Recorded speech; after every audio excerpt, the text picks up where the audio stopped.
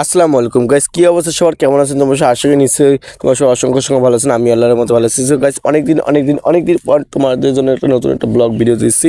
যদিও Eid special blog video না, Eid special blog video তোমরা খুব শীঘ্রই পেয়ে যাবা।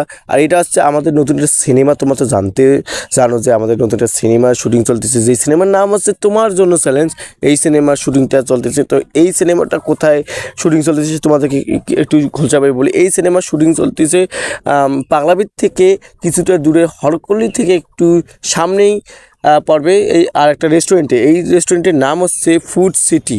এই সিনেমাটা আমরা খুবভাবেই ভালোভাবে হিট দেবো, সেই জন্য আমরা লোকেশন ট্র্যাক করতেছি। আর একটা কথা আছে যে ফুড সিটিতে কেউ কোনো প্রকার কোনো ভিডিও বানায় নেই, এবং কি আছে আমাদের অনেক কোনো সিনেমার কোনো আমরা কাজ করি নাই। তো সেই জন্য আমরা এখানে আসলাম। আর জায়গাটা পুরো একটা অসম, দেখতেই পাচ্ছেন যে এখানে শুটিং চলতেছে। আর এখানে কি দেখতেছেন, ওরে বাবারই কি শুটিং চলতেছে। আর ওরা শুটিং দেখার জন্য কি আগ্রহ আছে, মানে কি আর বলবো। এদিকে পাবেল ভাইও আসছে। ও পাবেল ভাই, তুমি ভিডিও দেখো কি আমাদের? আরে দেখে কেননা পাবেল ভাই আসছে, দয়ালু মানুষ।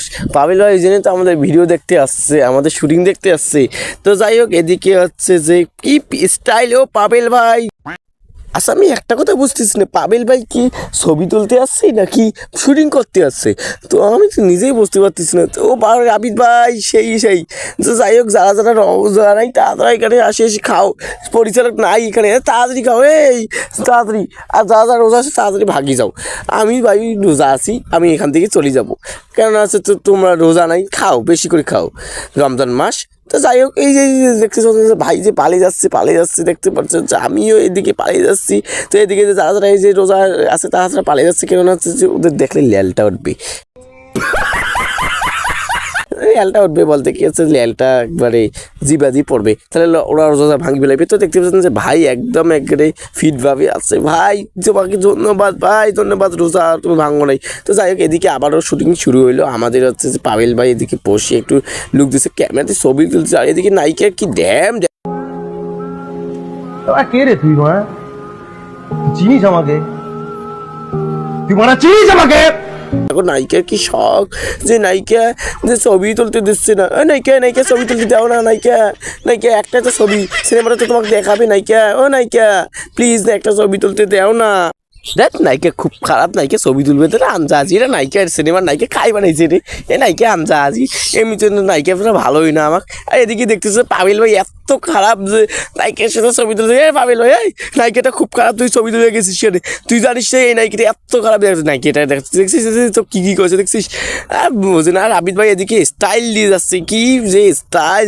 আমাদের শুটিং শুরু হবে দেখি আবিদ ভাই একদম লাফালাফি করতেছে, বলতেছে আমাদের শুটিং। ও আবিদ ভাই তুমি বোঝো না তো। যাই হোক, এদিকে দেখতে পাচ্ছেন যে ছবি টবি তুলতেছে পাবেল ভাই, আবারও এদিকে স্টাইল নিয়ে আছে। মানে এক কথা হচ্ছে যে কী যে অবস্থা শুটিংয়ের মাঝে, মানে বোঝা যায় এটা ছবিটা না দেখলেই। আরে ছবিটা তো হিট আসবে, হিট না আসলে বোঝা যাবে কেমন করি। আর যাই হোক, পাবেল ভাই কি স্টাইল এসছে, আবারও কি সেলফিও পাবেল ভাই, পাবেল ভাই জিও। এদিকে তো ধ্যামনা আরিফটা আছে, আরিফটাতে দেখবে আর হাসবে এলা। আর ওর সাথে ফির আলামিনটা আছে, আলামিনটা তো আরেক বোকাচ্ছোটা, যে কিনা হচ্ছে ভিডিওর মধ্যে কোনো ইয়া খায় না, জাস্ট খালি এবার বন্ধুকে বলে যে এটা করে ওটা করে। তো যাই হোক, আজকে ভিডিওটা এই পর্যন্ত।